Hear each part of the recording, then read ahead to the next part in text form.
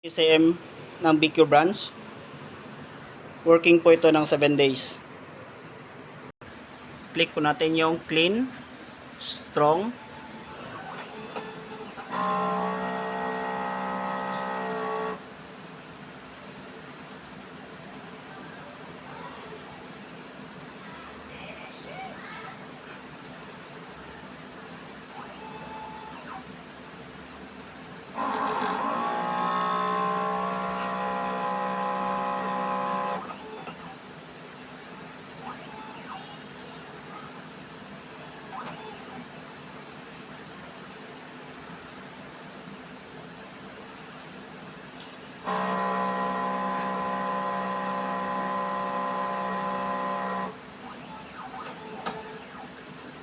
Pagkatapos naman po ng pag-clean ng machine is punasan po natin yung wiper bago po mag-check ng nozzle.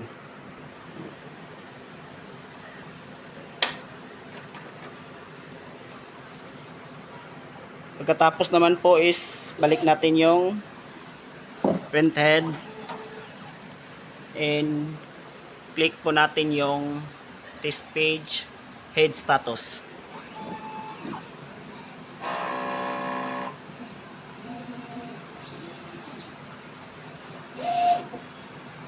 Yan naman po ang kanyang nozzle check. Complete po siya. Dito naman po nakalagay yung ink supplies natin. Ito naman po ang ating production log na consume na mga ink.